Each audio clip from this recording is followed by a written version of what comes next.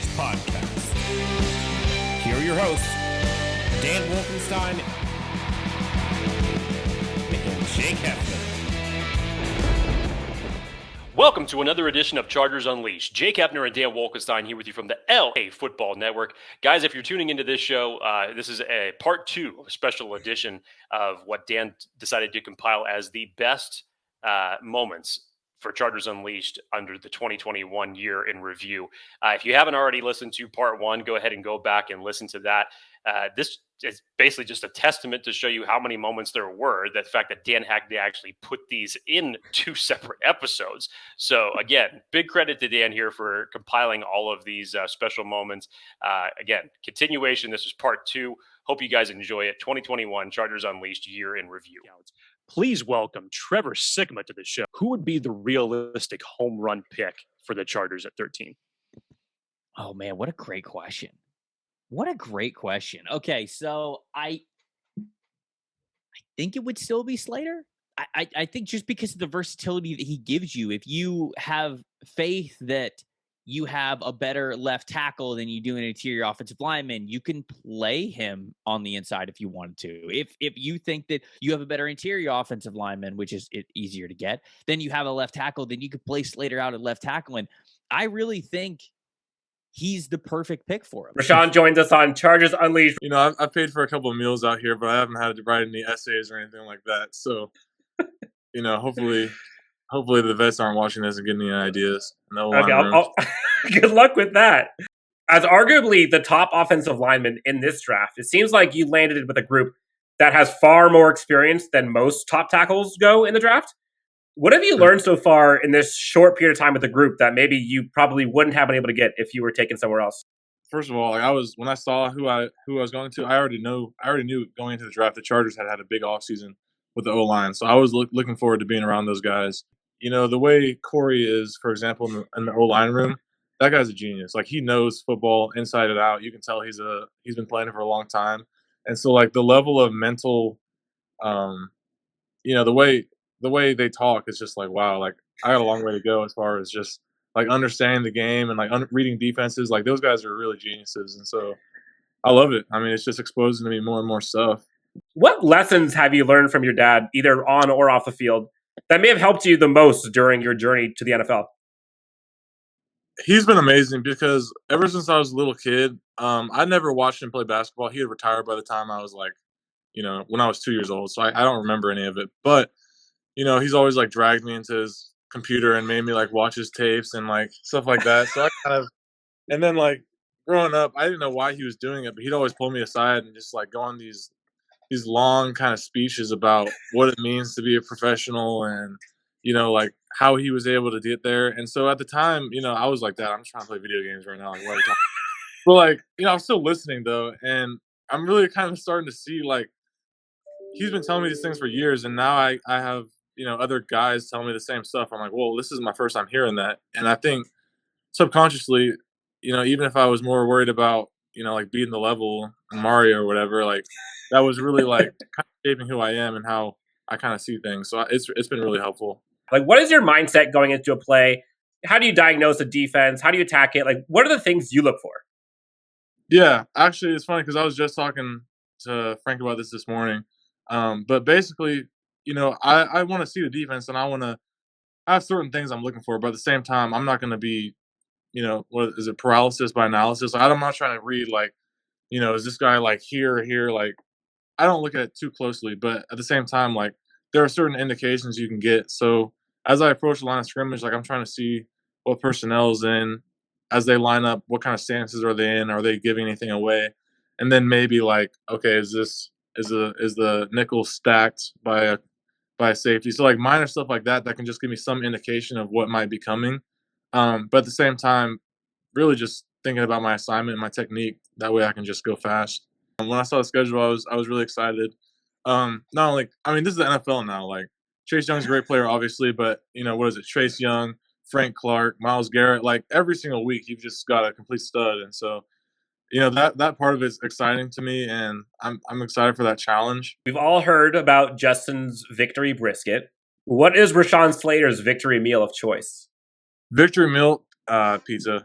It's probably the least nutritious thing you could ever eat after a game, and like our nutritionist would not be happy to hear that. But I love pizza. Like pepperoni, maybe some jalapeno. You know, if I'm making the pizza for myself, it's just gonna be pretty simple. But if I go to a restaurant, I like Detroit style pizza. So like where the sauce is on top, it's like a cheese all the way to the edge. Like it's amazing. Which state's cuisine are you picking, Texas or California? I'm gonna have to go with California, only because okay, well I was in Houston, right? And for me, I'm not like a huge barbecue guy. Like as crazy as that sounds, I just have to be in a really specific mood to eat barbecue. But here, there's so much diversity. Now, let's go back to draft night or close after. Who was the first Chargers player to call you after you were drafted? It was Justin. Like even before I got interviews, I looked at my phone. It was really funny. I was after I got picked. There's like before you say hi to your family again, like you celebrate, you take a picture together, and then like you talk to the media for a couple hours. And I was like in between doing stuff, and I looked at my phone. It's like, hey, Rashawn, this is Justin Herbert. I'm the quarterback for the Chargers. I was like, I know who you are. Like, you don't have to say all that, but yeah, it was Justin. It was funny.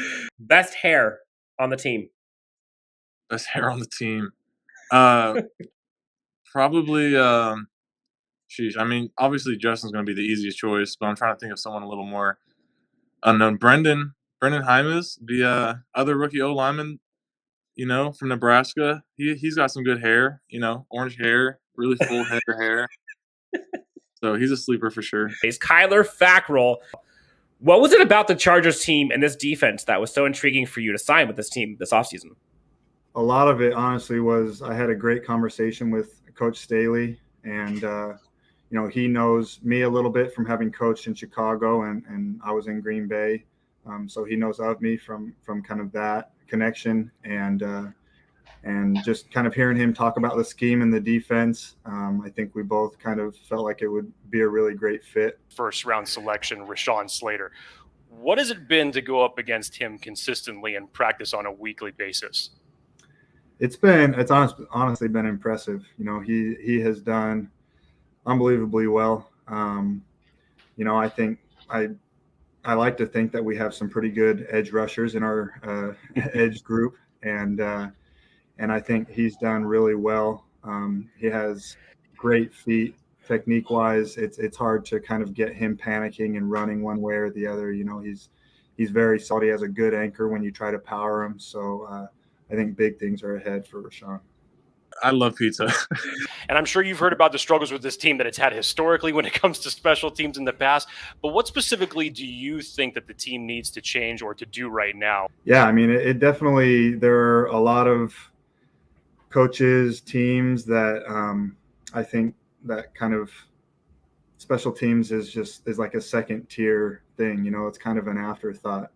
And that hasn't been the case here. And I think that's kind of the first step is that, from the top down, the head man all the way down to, to the players, that they take it seriously, that it's something that's very important. We know, the talent and the ability that we have offensively and defensively, and, special teams needs to be something that can propel us to wins and not something that holds us back.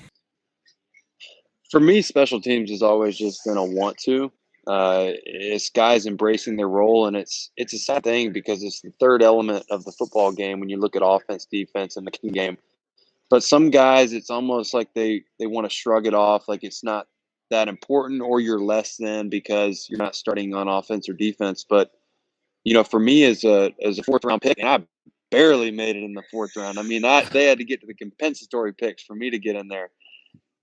I knew like I would make my name on special teams, and it was similar at Notre Dame. I was a 3-star recruit, and so I wasn't just going to come in and be given a starting role on defense. And so when I look at how we played last year, we had a lot of guys because of injuries rotating in, new guys. So there's obviously an element of communication and experience that's missing, but I think it just boils down to guys loving and embracing their role. How would you define the makeup and identity of the edge group specifically?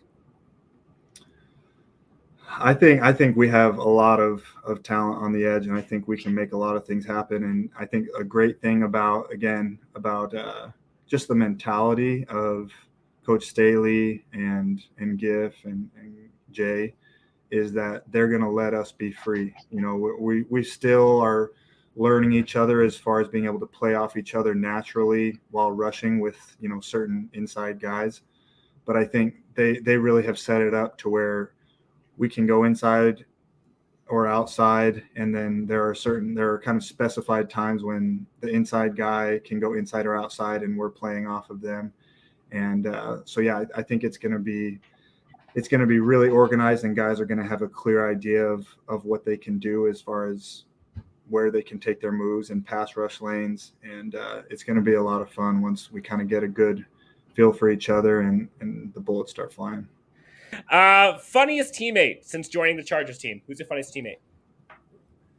Funniest teammate. I think I'm going to say Joey. Joey, he's a little bit, it's like sarcastic, kind of dry humor, but that's kind of my style of humor. So Joey is hilarious to me. But just dry sarcasm, just kind of across the board is kind of the vibe that I get from Joey. And don't even get Jake started. I have yet to finish the Marvel Phase 1, 2, and 3, and I'm way behind on those. I know. Have you seen Infinity War and Endgame? No. And everyone. If you really want to be upset right now, Kyler, Oh no! Going through it, it came up to the point where Dan had to watch The Winter Soldier. It took Dan 4 times just to finish Winter Soldier. He would send me text messages of the TV of him watching. He's like, okay, hey, great. And I talked to him later in the day. He's like, so what'd you think of it? I didn't finish it. Like, what are you talking about, dude? How did you not finish it 3 times and it took you 4 times to finish the movie? Look, there's a lot of movies. I just finished Guardians of the Galaxy, so I'm on my way. But yeah, I got a long way to go. There's like 22 movies or something in the whole thing. So I mean, it is a lot.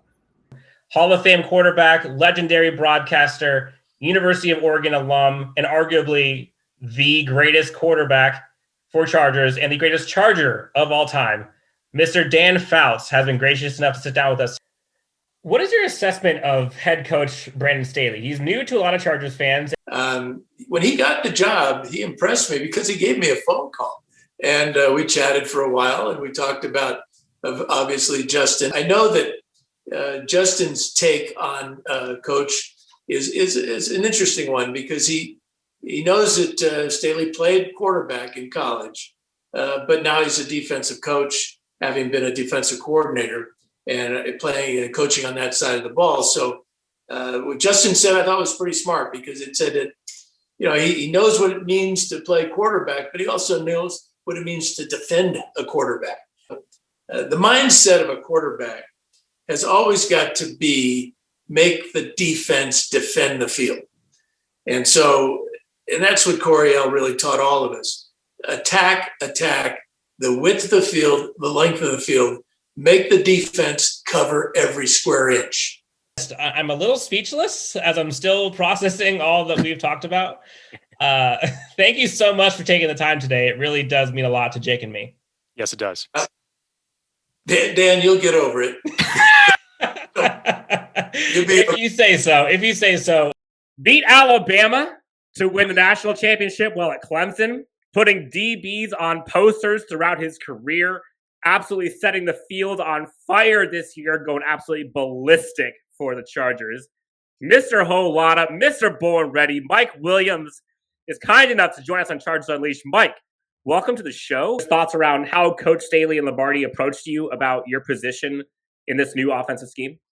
Well, yeah, the first time I got to talk to them, they just kind of told me that they was going to flip the script. That was the main thing they said. I haven't swung a bat since since high school, though. So I would have to really start working back on it to get I think we have an idea. I think you need to talk to the team and have do a segment where all of you guys go to the batting cages and just record. Oh yeah, I got a bet with my coach and Keenan. They said if I get 10 pitches from a major league pitcher that I can't hit one. So that's like a bet right now. So who are you getting? After the season, we're gonna do that. Okay. Yes, sir. I'm betting over. I'm betting over for you. Yeah, I'm gonna hit at least one ball. One ball out of 10. You can do it. You can do it. No, All right. Let's call someone out. Favorite defender to go up against in the NFL? Ooh, I don't know. I like playing against dudes I went to college with. I feel like it's kind of like trash talking, but we know each other, so it's like funny. You know what I'm saying? Yeah, it's trash talking, but you're slapping the butt. It ain't like serious trash talk to where I'm gonna fight you after the game. It's just like trash talk. Like we was kind of doing this since college. But yeah, I played against J-Ron Curse this year. He from the on the Cowboys, and we was kind of just having fun out there, laughing, playing, kind of talking trash back to each other. But what kind of trash? What kind of trash are you talking? Like, are we talking like Joey Bosa type trash? Are we talking like Keenan trash? Like, what's your trash talking forte like? I don't know. I feel like what's Joey Bosa type talking trash? Keenan nasty with it. So I wouldn't say I talk like Keenan. I don't know. It's kind of like having fun, like talking trash to your little brother or like your big brother or something like that. Yeah, something like that. Yeah. Okay. Sorry, I was trapping. Give us the lowdown on that. What's that about?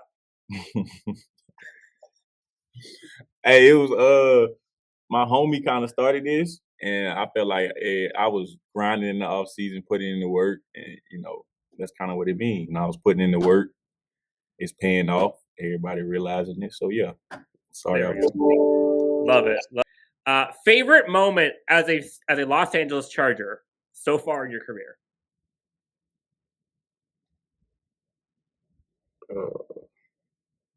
That's tough. I don't know. I got a lot of favorite moments. Playing at Kansas City. I love playing there. I don't know why. I feel like the energy there, they fans are very loud. It reminds me of like a college game. And I don't know. I just feel like the energy there just pumps you up to you go out there and have fun. But yeah, I like playing in Arrowhead. It's lit. Yeah, I had some pretty good games there. I'd say so. Yeah. I'm sure they love seeing you there too, right? I don't know why it happened like that, but it always happened like that. Nothing against them. But yeah, I feel like a lot of my good moments came over there. Can't wait to see you ball out every day, and let's get you back to this team for long term, huh? Let's keep you. Yeah, for sure. We can see if we can make that happen. From the Macungie Borough of Pennsylvania, former West Virginia Mountaineer safety, since transferred to linebacker when he was drafted by your Los Angeles Chargers. He wears the number 44 on the field, but the swag check is up to 100 right now, as he has arguably had the most impressive training camp and preseason of any Chargers player this year. A legitimate breakout candidate. Talking with Kyzir White here on Chargers Unleashed. Now, Kyzir, you're entering year 4 with the Chargers, and so many people have talked about how different this year feels for this Chargers team. What are some of the tangible differences that you see with this year's team under this coaching regime as opposed to years past?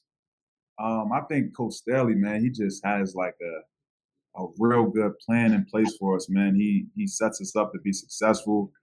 I feel like all the players are buying in. When he speaks, we listen. I just feel like he got a good thing going, and we just following his lead, man, and taking it day by day, because we know we have something special here. But we're good as potential. We don't go out there and show what we about, man. So I just feel like it's something different, man. I feel like we're gonna have a real good year this year. You played a bunch of positions, and you went from safety, and now you're playing linebacker. But you played corner, wide receiver. When did you know that you were going to be on the defensive side of the ball? So, man, what's crazy was my whole life I thought I would be a running back because I was always the smallest on my team. I was always the quickest and fastest. I was real small. Then I started hitting the growth spurt in high school. And I'm like, dang, like this is kind of weird. I'm not used to being this tall. So I had to like transform. People go through that little awkward stage where you got to learn how to move with your body. And, you see that all the time. So that's when I transitioned from running back to receiver. I feel like I was a pretty good receiver, man. I definitely did, especially with my brother Kev and Karan playing receiver. Receiver a little more flashy. You get the attention, score touchdowns. I'm like, I think I want to play receiver. But I was snapping my junior and senior year at corner. I'm talking pick sixes. I mean, I'm locking down the best receivers in the valley I was in. So I'm like, I like receiver, but I feel like defense was just always most natural for me. And then I knew I was going to start getting my weight up a little bit. So I'm like, dang, corner might not be it. Then on the second spell, I'm saying 205, 210 as a freshman. I'm like, might be a box safety, you know. So I kind of knew, like, yeah, defense gonna be it for me. Wearing the single digit on defense, K9 Kenneth Murray joins Chargers Unleashed. Kenneth, welcome to the show. How you doing, man? Recently, Brandon Staley had a press conference, and he talked about this idea of being programmed for the defenders to kind of see more versus seeing less in schemes or in years past, and like expanding what individual players are responsible for diagnosing on defense. Like tactically, like what does that mean for you and like the rest of the defense? Like what does that mean for you guys, like on the field, by having to kind of be programmed to see more versus less? You know, them putting more on our plates. You know, a lot of times, you know, within our scheme, depending on certain formations, we check, you know, different calls. So, you know, the call may come in and there may be 3 different play calls. And, you know, one call is designed for whatever formation that they're in at the time. So, you know, if they line up in this formation, we run this. If they line up in this formation, we run this. If they line up in this different formation, we run this. Whoa. So, you know, you have to be able to think through a lot and process through a lot with a little bit of time, and then go out there and play ball. So it's definitely, I think that's definitely what he means by it. It's definitely something that can, you know, help us get in the right call, because a lot of times, you know, offenses are trying to motion and do different things to get us, you know, out of whack. So it's definitely something that can be a weapon for us. We are number 89 of your Los Angeles Chargers. Donald Parham, what was kind of the thing that you have put in most during this offseason or during training camp that you were kind of frustrated about that you wanted to kind of fix moving forward? My overall speed, just the level of speed I played the game, making sure that, you know, my first couple steps are always just, you know, as fast with intent, and just making sure that I was playing just overall faster, you know, like trying to catch up to the speed of the game and then exceed the speed of the game, you know, just making sure that I was just faster all around, blocking and route running. Going from the practice squad in the NFL, then over to XFL, and now like playing live games, like is the speed like that different? It really is. And you don't really notice it until you start playing in it. And so it's just like, it's like a wake up call. If you're a little step slow, you'll definitely see it. So that was just my main focal point for this past offseason. What are your impressions of kind of Joe Lombardi and his offense and scheme so far? Like, what have you seen in terms of changes, maybe to like the tight end role or your role specifically? Now they got the new coaching staff and new scheme. Yeah, he's definitely schemed us into the, you know, offense like as a main focal point. In terms of pass game, he's making sure that, you know, we have the idea in ourselves that, you know, we're going to make some plays and we're going to get open. We have to get open, use physicality, speed, all that, and making sure that, you know, we're always coming to work every day and making sure that we have a plan in our minds that we're going to get better and that we are like the backbone for our system right now, you know. And Joe Lombardi's his system is like really picking the defense apart, and it's really fun, honestly. As a tight end, you know, you get to get in those voids and, you know, catch passes all the time. So it's a really fun system for us. Yeah, we have a lot more access to, you know, different routes. It felt like we were kind of limited last year in terms of, you know, how far down the field we were going to be, you know, making plays. But this year, for sure, he's you know, opening us up and making sure that we're, you know, available down the field, you know, 5 yards up the field, you know, everywhere. So definitely going to be fun this year. It seems as though, I don't want to put words in your mouth, but it seems as though this team overall is having way more fun this year than, let's just call it, past years. Yeah, why or how is a team like having so much more fun with Staley or with the entire group? Like, what is some of the reasons for that? Coach Staley just brings so much energy to our team, and, you know, especially having the guys that were, you know, hurt last year and having them come back, you know, bring their energy and leadership. It's just like we just feel like a well-oiled machine.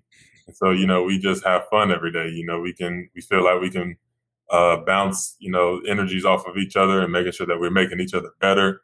And so it's just overall fun to see like the possibilities that we have this year. I know Justin Herbert loves the fact that you are this tall and such a mismatch and you can kind of haul it from anywhere. there's been talk about kind of your chemistry getting better and better with Justin Herbert.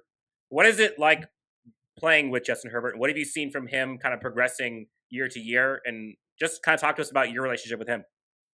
It's definitely an exciting relationship because you can see the trust in when he, throws me the ball, like he trusts me to make the play. And I appreciate that from him. And, it's really been exciting to just see him play overall because, he's making some throws that's just like, there's no way that should have been made, but he makes them. And, so it's just a really exciting person to play with. And, he's growing every day as a leader.